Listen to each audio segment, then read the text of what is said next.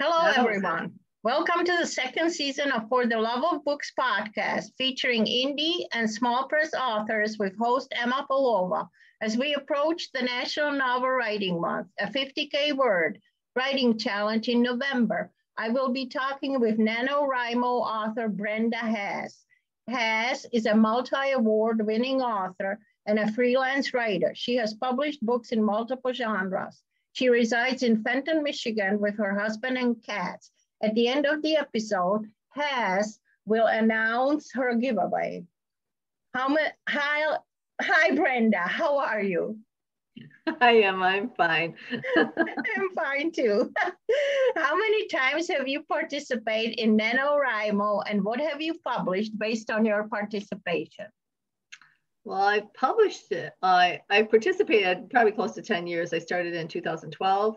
I have published more books than that though, because sometimes I would start writing and I didn't get to 50,000 words, so I would write the next book in the series. So. Okay. So today we will be talking about your two books, A Victim of Desperation and A Cursed Witch.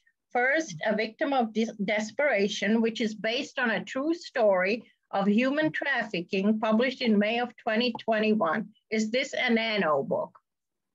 Yes, it is a NaNo book. It is a NaNo book. All right. Well, tell us all about it. What inspired it? What inspired it? I think it was in 2019. I was doing a signing and I was at an area where they had outdoor booths. And it was a 2-day signing I had to do. And then there was a young lady, kitty corner from my booth, that came back and she introduced herself to me. And she was very outgoing and bubbly and just this wonderful personality. And we just kind of parted ways and I got busy doing other things. But then the next day I thought, I want to go talk to her. I want to meet her a little bit better. So I went across to her booth and I looked what she was selling and we started talking. And our topics of conversation just went from one thing to another. And before I knew it, we were talking about human trafficking. And all of a sudden she looked at me, she goes, well, I was human trafficked. And she just started telling me about what happened to her and how she got into it. And then I had someone come and they wanted me to sign books. So I had to leave. And I kept thinking about her throughout the day. I thought, wow, that's just an amazing story. And, at the end of the day, we kind of parted ways. I went home and for months, her story just kept resonating within my mind. I thought, oh my gosh, this is a story that has to be told. Maybe it's a story that will stop other people from falling prey to some of these, the people who prey on someone else. And I thought, okay, I've got to try and track down this girl. And I didn't even know her name. I didn't know anything. So I get on Facebook. I kind of remembered, bits and pieces of what she sold or something like that. And I did a search. I found her. I noticed it because from a picture she was in. And then I sent her an instant message and I said, hey, can you contact me? I really need to talk to you about something. And I gave her my phone number. Sure enough, she called me and we just started talking. I said, hey, you know what? This is driving me nuts. Can I please write your story? She goes, I don't know why I told you that. Even my own children don't know about my human trafficking. And I think it's important to remember that human trafficking just isn't about like prostituting a woman. There's so many other types of human trafficking. You've got like slave labor or labor that you don't get paid much. You've got child brides, there's organ harvesting, there's debt bondment. I mean, there's a bunch of different types of human trafficking, not just the sexual, human trafficking. So from there, I just started working with her very closely. I wanted to get her story as accurately as possible. And the book itself reveals 2 ways that she fell prey into human trafficking. Well, one that she fell prey, but the other one was she recognized and she kind of like tried to stop it. So, I mean, it's an incredible story. To me, what comes across more than anything is her perseverance to survive. So it's very enthralling. How long did it take you to write this? I want to say I didn't get a hold of her until maybe June. Sometimes she wasn't very quick to respond to some of my questions, or like I'd write a certain part and I'm like, ooh, I don't know if that's accurate. So then I tried to get a hold of her and it took her a little while, sometimes a week to get back with me. So it delayed the writing process somewhat. It was finished in January of 2021, but because of COVID and because I wanted to do book signings with it, I waited to publish it in May, thinking it would be warmer and I could be outside to do the signings. So it took me, I don't know, I would say it didn't take me long to write it, but the editing and perfecting it takes a little bit longer. Okay. What were the major challenges in writing it? Just to make sure it was accurate as possible. And I wrote it to where I hope I don't give away who they were. I changed all the names and tried to keep everyone, you know, so everyone as safe as possible. I don't ever tell, in fact, the person that was a victim itself, like the person I was interviewing, I only know her first name. Actually, I don't think it's her first name. I think it's her middle name. So I don't even know her last name. So it's more like I couldn't give her name away if I wanted to. Oh, good. That's good. Yeah. That's good. Can you tell us a little bit more about the main character, Jessica? Jessica, when she first got into this, I mean, what she told me about her life was that her parents were divorced. Her mom had 3 businesses that she ran. Dad was in a band and he traveled. They had a house. There was a housekeeper that came in, did laundry every once in a while. Once her older brother moved out and lived with her dad after the parents divorced, Jessica was in charge of the house at age 11. One thing I didn't reveal in the book is that she told me her mother used to buy her cigarettes at age 11. And so she basically had to take care of everyone in the house. And then the way the divorce agreement was is that she would have to live with her mom 5 days a week and then was with her dad's on weekends. She kind of got mixed up with the wrong guy and got pregnant at 16. She was going into her junior year when she discovered she was pregnant. The school she was attending would not let her attend there when she was pregnant. They actually paid to have her go to a different school because they didn't want somebody who was pregnant walking around their hallways influencing other girls. Right. So she went to this other school and she buckled down. She wanted to get her degree prior to the baby being born, and she doubled up on classes and finished with a 3.8 grade point average. So bright gal. And she walked in her commencement, and 2 days later, she gave birth to a baby girl. And it's basically her struggle about how she provides for herself and her child and the situation she gets herself into. Did you ever get to talk to her after the book published? And what was her reaction to the book? Well, to this day, she's so busy. I still don't have a copy given to her yet. Oh. But we have talked about getting together for coffee, and it's like, we just haven't done it. I did send her the manuscript, uncorrected proof, basically. And I didn't hear a reaction from her. So I hope she's happy with it. You never know, right?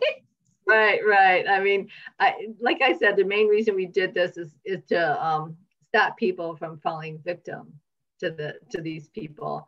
The way the book starts out is her, like now, she's driving to pick up her daughter from dance class. Okay. And she sees a political, like one of those political signs where they ask, for everyone for their vote type of thing. The wire that you push in the ground, and it's got like just a sign on it, and it's written very simply, and it's not very descriptive. It doesn't say the company name, and what it does is it says like a huge hourly amount, no experience necessary, appointment only or something, text this number. Well, that's actually human trafficking. So she recognizes that, and she pulls over and she's staring at the sign when it goes and reflects back to what she went through when she was 18. Okay. And then at the end of the book, she takes the sign out of the ground and puts it in her car so no one else can see it. Wow. Mm-hmm. So, like, what is the major message or the major takeaways from this book? What are the major takeaways? Well, first of all, it's to reveal all the different types of human trafficking, the 2 types that are focused in this book, and then just the perseverance that she had as a person and to survive and to get through what she had to get back home to her baby. Okay. Let's move to the second book, and that's your newest one, and that's A Cursed Witch, because those who are buried are not always dead, published in September of 2021. Is this a NaNo book too? Yes. Oh, wait, is this? No, it's not. This is not a NaNo book. This is one that I wrote this past summer. I've had the thrill and the privilege of being able to afford to go to Edinburgh, Scotland twice. I went in 2016 and 2019, and I love the city. It's like stepping back in time. The architecture is it's wonderful on the mile. And it's just, so basically what I learned about when I was over there was a couple different things. Over there, an alley is called a close. Some alleys go from one street to another, other ones dead end to a residential area. And then I also learned that the churches over there are called kirks. And then only a church has a graveyard, which is over there called a kirkyard. So here, even in the States, if you see a cemetery, there's no church with a cemetery. So it's kind of, I thought, oh, that's interesting. I didn't know about that. So through a friend of mine who posted about this person that it actually happened to her. Her name was Anna Stewart. I said the story was in 1828. What happened in Edinburgh was they used to hang the people that were convicted as in public. And then they decided that it was cruel and unusual punishment. So then they quit the hangings, and that's when they started transporting prisoners to Australia. So the problem being, though, is that they had a medical college over there that needed cadavers to cut up for the students to learn from. And they needed actually 90 bodies a year. So now, instead of getting the prisoners that were hung donated to the university, there was no bodies. So Edinburgh during that time, which is 1828, it was an overcrowded city, many of the poor living on the streets. And what happened is a lot of the people living on the streets would turn to body snatching, or they were known as resurrectionists. And they would go into the cemeteries and they'd dig up bodies, and then they would sell them to the university or the college. It was just a college back then, to be dissected in the anatomy theater. And they would get 8 to 10 pounds per body. So as a deterrent, a lot of these kirkyards have towers where they would have a guard in there. And the guard would watch the cemetery or kirkyard all night to make sure nobody stole the bodies. He was known to work the graveyard shift. So a lot of these terms from there is something that we have here. That's where it comes from, the graveyard shift? The graveyard shift. And then a lot of the people back then, medically, they weren't, as advanced as we are now, they couldn't tell if a person was dead or not. So sometimes people would be buried alive. Oh my goodness. Or whatever. So they would give them a bell when they put them in their casket and buried them. And if they woke up, they could ring the bell. They were known as a dead ringer. And then if the guard heard the bell, he could dig them up when they were said to be saved by the bell. And this is true? Yes. This is true? This is a real story? Yes, that's unbelievable. That's unbelievable. Yeah, so a lot of the characters in the book are real people that lived back then. I also talk about Burke and Hare, William Burke and William Hare. William Burke owned a boarding house on one of the closes on Tanner's Close. His neighbor was William Burke, and William Hare owned did I say it right? William Hare owned the boarding house. And what happened was he had like an old military guy that passed away in one of his rooms. So he went to his neighbor, what do I do? And he goes, well, just sell his body to the anatomy theater. So they did. They took it over there, and they got the 8 to 10, 12, 10 pounds, I guess, depending. You got how much for body depending on how decayed it was. So I'm assuming they must have got the 10 pounds because this guy was fresh. This guy was fresh. Yeah, he wasn't decaying at all. That's like fresh vegetables, right? At your local grocers. Yeah, it's crazy. So then they got the bright idea of, whoa, we could kill people and get a profit for this. We can make a living. So they actually killed 16 people before they were caught. The rumor has it their wives turned them in, but I read later that one of the medical students recognized one of the bodies, and they end up getting caught that way. But ironically, in the end, you know, they were tried. Dr. Knox was the doctor involved at the Anatomy Theater, and he was let off and lived the rest of his life in London. And then we had William Hare, he was let off, but William Burke was found guilty, and he was hung, and ironically, his body was donated to the Anatomy Theater to be dissected. So there's a lot of history in the story itself. So the story rotates around the history of Edinburgh. So it is historical fiction, correct? The genre? Yeah, I guess you could call it that. I like to think it's a romantic suspense. Romantic suspense, all right. Yeah, because the way the first chapter is Anna Stewart actually is declared dead. She's only 18 years old. She was buried, and then Martin and John, those are the guys' true names, they dug her up and they threw her body on the ground, and they went to fill in the hole, and she actually sneezed, and it scared them, and they ran out of the kirkyard because they didn't want to get caught. So that's how the story starts, and that actually is a true event that happened to Anna Stewart. So the whole mystery is like, okay, who tried to kill her and why? Why was she buried? Oh, wow. That's fascinating. Thank you. Well, tell us a little bit more about the main character, Anna Stewart. Well, Anna, like I said, she was 18 years old, buried, resurrected. And then my friend wanted me to write a story about a witch. So I did some digging, and I found out, this is actually true, that if you were born the seventh daughter of the seventh daughter, you were thought to be cursed, and no one would want to be your godparent. So somebody outside of the family would have to volunteer to do that. So I made her the seventh daughter, even though I don't think Anna was like that in true life. And then I ended up having the town witch be her godmother. She was the one that stepped forward. And so that's she kind of lives with the town witch, where nobody bothers her because nobody wants to go there unless you can't afford a surgeon or a doctor. And then the poor would go to the witch for healing remedies. So, nice plot. I love it. Oh, thank you. And what is your NaNo project for this year? Will you be participating? Yes, I will. I'm doing a second chance novel. It's a romance novel. Basically, it's about a young lady who knew a friend, a guy friend through school. Her dad and her worked in a bookstore.